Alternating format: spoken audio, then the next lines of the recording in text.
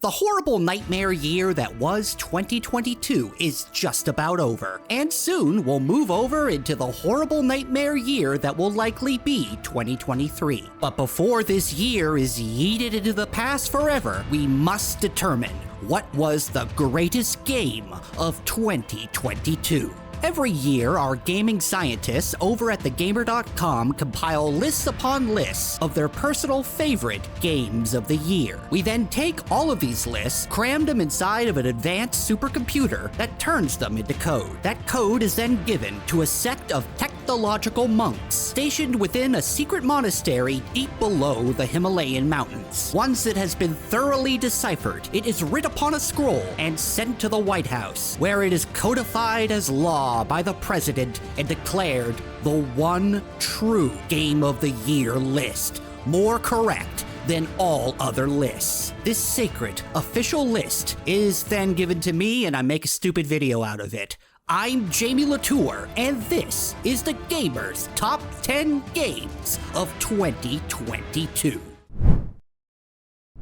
At number 10, we have Pentiment. This one almost flew under the radar as it was released closer to the end of the year, but it just barely managed to crack our top 10 list. It's a murder mystery that takes place in a small Bavarian town in the 16th century. You know, that old cliche. In anyone else's hands, this game could have been a real bore, but thankfully, it was made by Obsidian. You know, the guys who made the best Fallout game. Everything about Pentiment is authentic to its setting, right down to the artwork that's based off of old manuscripts and woodcuts and the handwritten, hard-to-read fonts. This game might even teach you things simply by playing it. I didn't know who Marsilio Ficino was before I played this, and now I do. And granted, that knowledge is probably gonna fall right out of my head after this video is made, but for now, I learned something. And learning is cool. Number 9 is Immortality. The master of FMV games, Sam Barlow, has graced us with another one of his well-acted, interactive experiences. And holy crap, it's weird. You play as, I don't know, someone who watches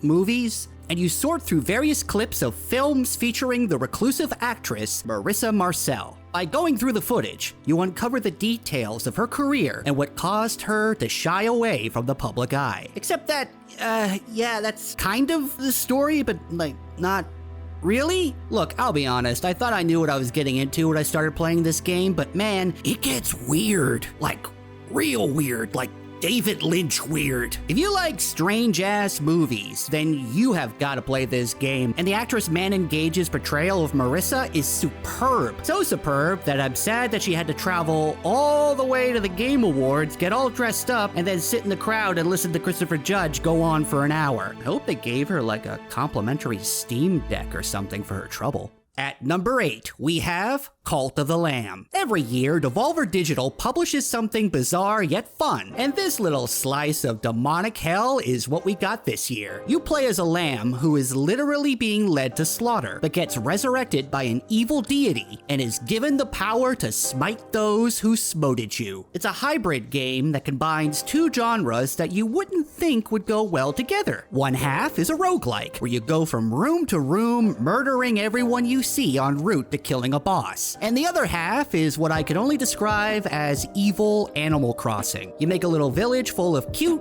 anthropomorphic animal people, and then make them worship you like a god and gather wood. You can even sacrifice anyone who annoys you. That sounds lovely. Number 7 is Ghostwire Tokyo. This comes from the people who gave us the Evil Within series, which has one meh game and one surprisingly underrated game. You play as a guy who pretty much dies in a car accident, is resurrected by a ghost who's kind of a jerk, and you wake up to discover that the population of Tokyo has vanished, and all that's left are you and this guy in a yokai mask who wants to do horrible evil things to your sister. Oh, and you also now have magic powers that you could use to shoot at slender men holding umbrellas and headless schoolgirls who want to karate kick you. This game is dumb, and I love it. Look, it's not exactly high art, but if you just want a game where you wander around Tokyo, shooting old ladies that fire fireballs at your face, while talking to spirits and buying things from floating sentient cats, you really can't do much better than Ghostwire Tokyo. Speaking of silly, dumb first-person games, number 6 is neon white. At first glance, you might think this is some kind of high-octane first-person shooter, when in reality, it's a high-octane first-person platformer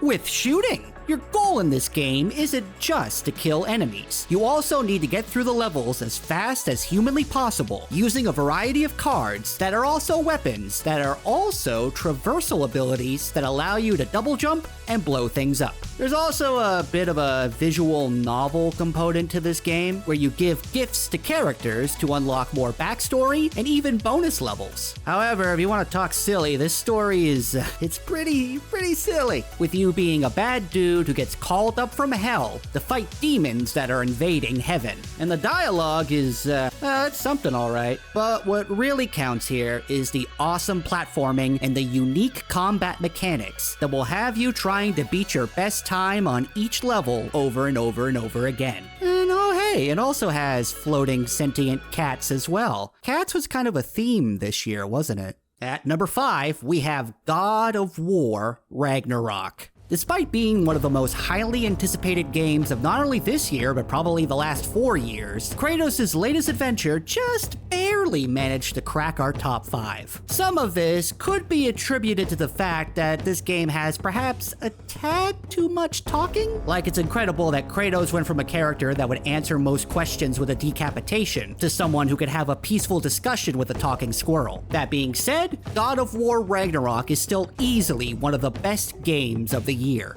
The team at Sony Santa Monica built upon the combat from 2018's God of War to give us a bloody and satisfying end to Kratos' big Norse vacation. And while there is a lot of story, it is a well-told and well-acted story that you'll want to see through to the end. Of course, I haven't actually seen it through to the end yet because this is a big game. Like, you want a lot of game, you're getting a lot of game here. So if you were excited 4 years ago to see Kratos go toe-to-toe with Thor, you'll be happy to know that this game was definitely worth the wait. Number 4 is Marvel Snap. See, it's cards, and then on the cards you have Spider-Man and Iron Man and the big Hulk Man. I mean, this wasn't gonna fail. It's got the Marvel franchise in it. You have to try really hard to fail with the Marvel franchise. Like Square Enix, boom, well done, you guys put in the work to fail that hard. But even without Marvel backing it, this game was already so solid and enjoyable that it probably would have been a success, Marvel or not. The game itself is simple. You have 3 locations in the center of the board that grant certain abilities when they're activated. You put down superhero cards that have different values and require a certain amount of power to play them. You want to capture at least 2 of the locations by having the highest score at them in order to win. It's easy to master, but because of that, other players will get really good at this game and build decks that will absolutely destroy you. I know from experience. But since the games are so quick, you could just jump into another round right after you've been humiliated. It's quick, it's fun, and like all good card games, it even has gambling mechanics. However, despite being free to play, as far as I can tell, there doesn't seem to be any predatory pay-to-win mechanics, which makes this game truly deserving of its number 4 spot. Although, how sad is it that we now have to praise games for not attempting to exploit us? Thanks for lowering the bar, guys! At number 3 is Vampire Survivors. Not gonna lie, I resisted this game for a while because I thought it looked stupid. Oh, a game where you don't even attack and all you do is just move a guy around while he fights for you? That's dumb.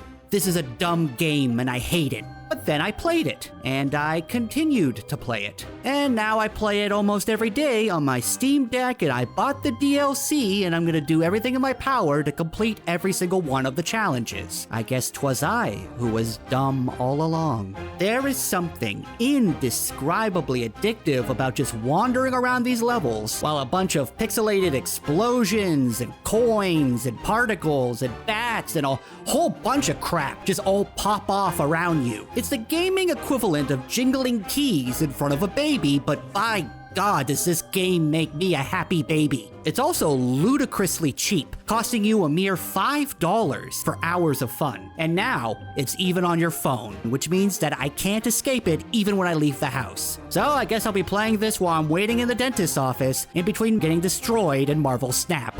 At number 2, Boy, this one's gonna be controversial. Ladies and gentlemen, Elden Ring. That's right, number 2, numero dos. Second place, runner-up.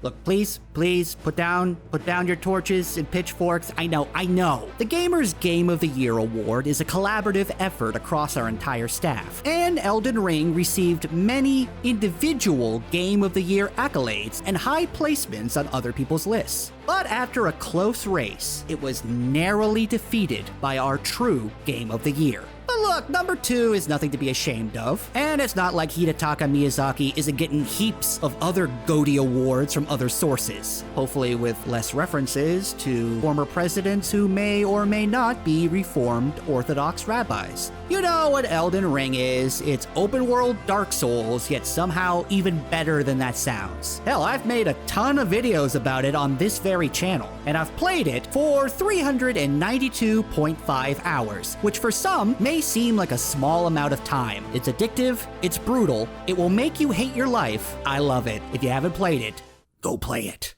And the Gamer's Game of the Year for 2022 is Citizen Sleeper. We here at The Gamer have a tendency to get hooked on intricate, well-written indie games, and Citizen Sleeper may be one of the best-written games we've ever seen. You play as a sleeper, a synthetic being whose mind is a copy of a human who signed away the rights to their life to some evil futuristic corporation. You've escaped from your corporate overlords, and you're now trying to survive on a rundown old space station full of lowlifes and people struggling to get by. You'll run into various interesting characters, be dragged into dangerous situations, all while trying to make enough money to buy food and medicine to keep your artificial body from breaking down. It may not be the kind of game that everyone will love, but for those who play it, it will be the kind of game that sticks with you. If you like dystopian, Blade Runner-esque, melancholy sci-fi tales that feature the occasional dice roll to see whether or not something horrible is going to happen to you, then prepare to be sucked into the dark but occasionally hopeful world of Citizen Sleeper, The Gamer's 2022 Game of the Year. Also, could we have picked a game that was harder for me to say? Citizen Sleeper.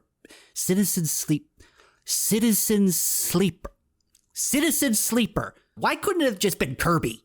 And that's our Game of the Year list. We had a great 2022, and we hope you did too, and we look forward to seeing you in 2023, provided that the world doesn't catch on fire. For more gaming news and guides, to check out TheGamer.com, and we'll see you here next time for more videos featuring my lovely voice. Thanks for watching, and we'll see you next time.